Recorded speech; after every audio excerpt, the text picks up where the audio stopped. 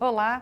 No episódio de hoje, aqui do Entrevista, a gente vai conversar com Davi Saad, que é diretor-presidente do Instituto Natura, sobre um tema muito importante, que é o avanço dessa política, que é o ensino médio em tempo integral. Davi, muito obrigada por estar aqui com a gente e conversar sobre esse tema. Davi, antes da gente começar aqui nossa conversa, vamos ver aqui um vídeo sobre a experiência de Pernambuco?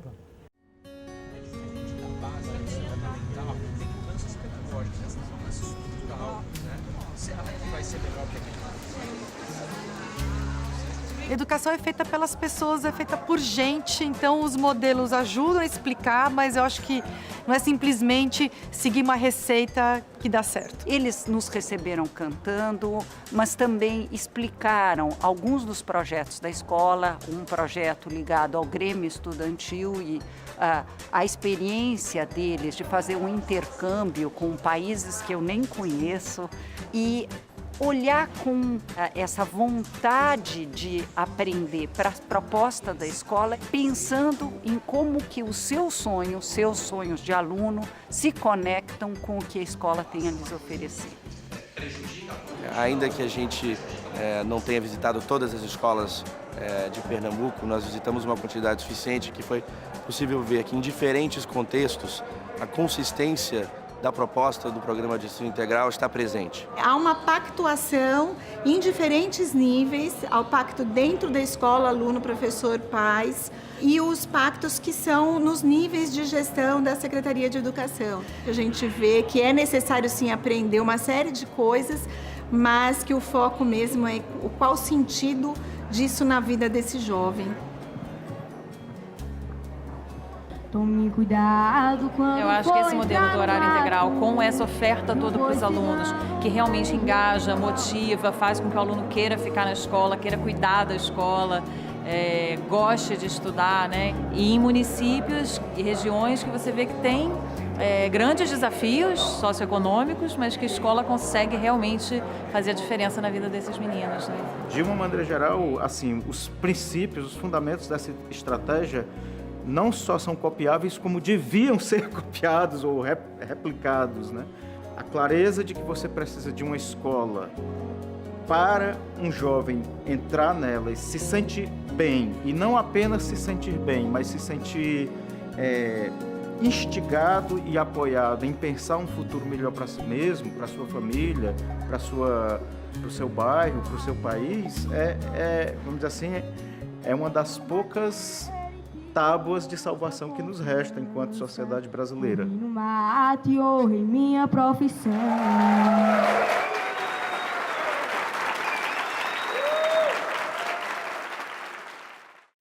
É super emocionante, né? Eu sempre gosto de ver essas imagens.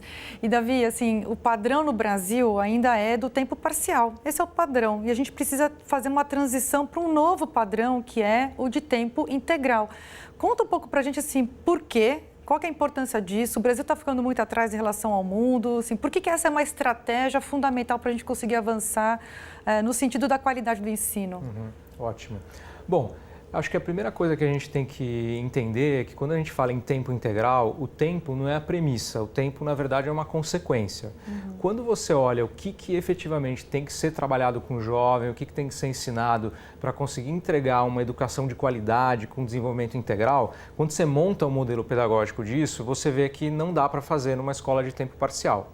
Então, tem uma diferença entre você querer fazer uma escola que tem as aulas, mas não entrega uma educação de qualidade, ou você realmente fazer uma educação de qualidade. Quando você quer ir para esse caminho, você vê que o tempo é necessário.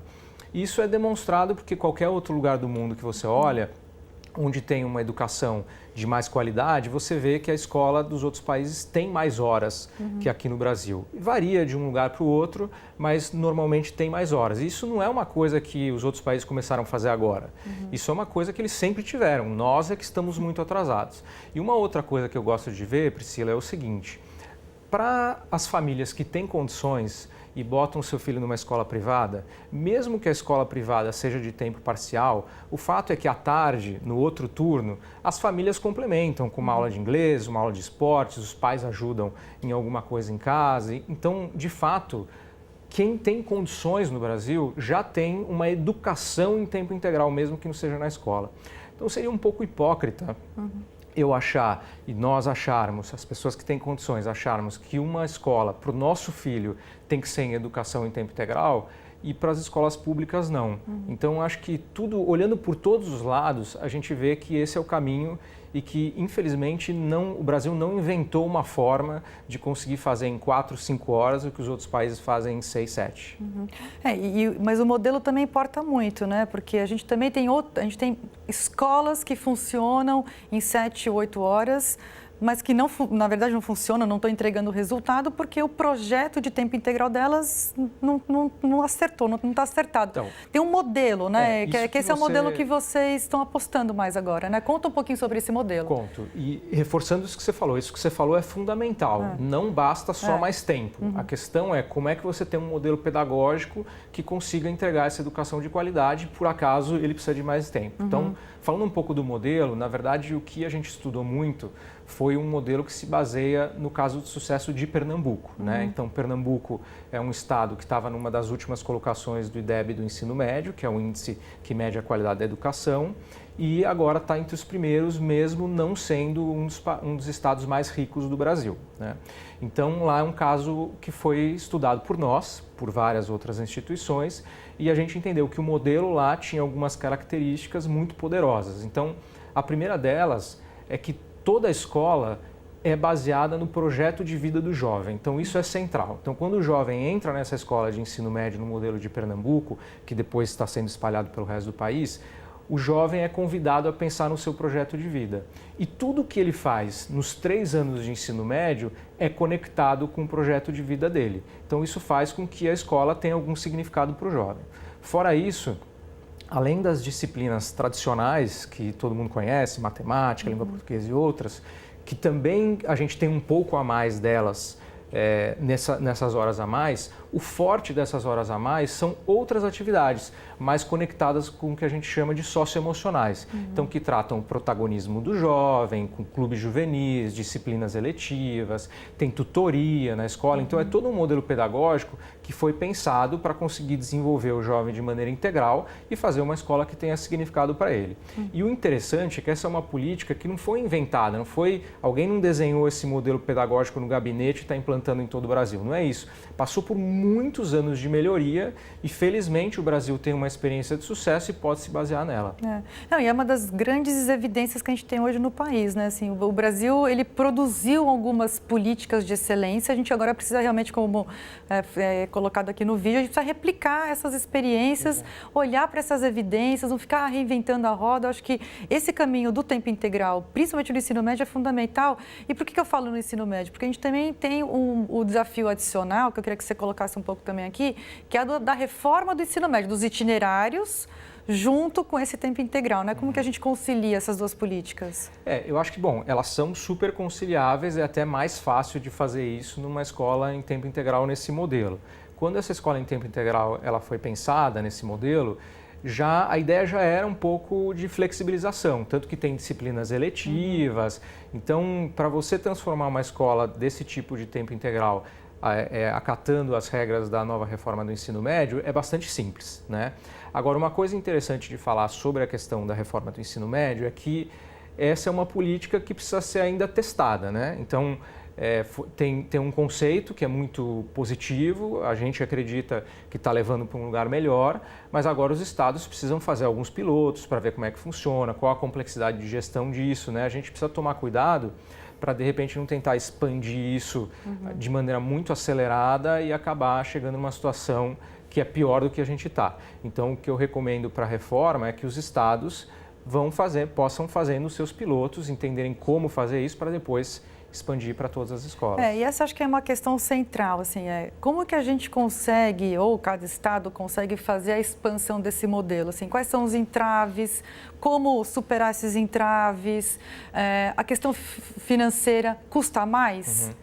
Ter esse jovem em tempo integral, vale a pena esse gasto a mais, né? Acho que vale a pena você falar um pouquinho sobre isso. A gente já fez muitos estudos em relação a isso em vários estados do Brasil, nós, Instituto Natura, com outros parceiros, e a gente investigou muito essa questão do financeiro, que acho que é o que mais assusta as pessoas, né? Então, a primeira coisa que é importante dizer é assim, realmente é mais caro. né? Não tem como você oferecer uma coisa de muita qualidade versus uma coisa que não tem qualidade pelo mesmo valor. Então, realmente é um pouco mais caro. Só que quando você transforma a rede inteira, como essa é uma escola que também ganha em eficiência, então reduz o absenteísmo de professores, reduz a distorção idade-ano, né? Então, quando você olha os ganhos de eficiência, no final das contas, quando você universaliza isso para a rede inteira, o aumento de custos não é tão alto. O que a gente tem encontrado por aí é alguma coisa em torno de 4 a 10% a mais do orçamento da secretaria dedicado durante 8, 10 anos, dependendo do estado, para você universalizar todas as escolas em tempo integral. Então, isso, se você for pensar no investimento do Estado mesmo, a gente está falando, às vezes, de um aumento de menos de 1%, né? 1%, 2% e tal. Isso, obviamente, varia de Estado para Estado, mas, definitivamente, se tiver vontade política, dá para fazer. E uma prova disso é que tem estados que não são os mais ricos da federação, que estão muito avançados. Pernambuco é um exemplo. Quase 60% das matrículas de ensino médio já estão no tempo integral. A gente tem Ceará em torno de 40%, Paraíba também deve chegar a 40%. Então, tem vários estados que já estão avançando. Então, se esses estados já não são os mais ricos da federação, como é que eles conseguem fazer? Então, essa é uma prova de que efetivamente dá para fazer. E o governo federal precisa ajudar também? O governo federal, eu acho que ele trabalhou muito bem como um indutor dessa política, né? A nossa visão lá no Instituto Natura é uma visão de que a educação ela está, na verdade, no Estado e nos municípios, né? Em particular, na questão do ensino médio, está nos estados. Então, o Ministério da Educação, o governo federal, deveria trabalhar como um indutor dessa política. E foi isso que fez nos últimos 3 anos, lançando o programa do tempo integral. E acho que funcionou muito bem. Como o Brasil não está vivendo um momento financeiro muito favorável, então a continuidade dessa ajuda financeira para os estados que vão para esse caminho ainda é muito poderosa. Então, acho que para a gente conseguir consolidar essa política, o ideal seria o MEC mais alguns anos conseguir ainda aportar algum recurso, induzindo o aumento desse programa, e com isso a gente vai chegar rapidamente no Brasil a ter uma grande quantidade de alunos nesse ensino médio, que a gente já conseguiu ver em estudos que não só melhoram o IDEB, mas melhoram a vida do jovem, a produtividade dele no mercado de trabalho, a capacidade dele de ser um cidadão autônomo. Então, é um efeito muito importante para a sociedade, não só para a educação. Que é sempre esse cálculo, né? Se vale a pena esse 1% a mais, né, do orçamento de um estado para colocar nessa política específica, que na verdade vai ter efeitos em segurança pública, em produtividade, em crescimento do estado, distribuição de renda, quer dizer, tem tantas externalidades e efeitos positivos que acaba valendo muito a pena mesmo. E uma coisa que eu não comentei, Priscila, é que quando você olha os gastos que eu falei, são gastos de caixa, né, que é o dispêndio que o governador tem que fazer. Quando você olha a eficiência do gasto, então quando você olha qual que é o custo aluno formado, né? Aí o custo já fica praticamente igual ou até menor que a escola regular. Se você tivesse um indicador que fosse custo por aluno formado com qualidade, né, seria muito menor esse custo do que na escola regular. Então, pensando do ponto de vista de eficiência do gasto para o Brasil como país, esse modelo da escola em tempo integral é financeiramente muito mais interessante do que da escola regular. Isso sem nem ainda considerar esses outros efeitos, né? Qual é o efeito na segurança, outros benefícios sociais que a gente sabe que existe, a gente já conseguiu identificar, mas a gente ainda não conseguiu fazer um estudo que estatisticamente demonstre isso, mas rapidamente a gente vai chegar a isso.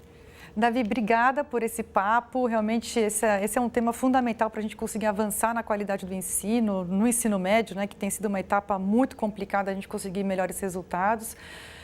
E esse episódio sobre tempo integral no ensino médio e os demais dessa série do Entrevista você encontra lá no Futura Play. Te encontro lá e até a próxima.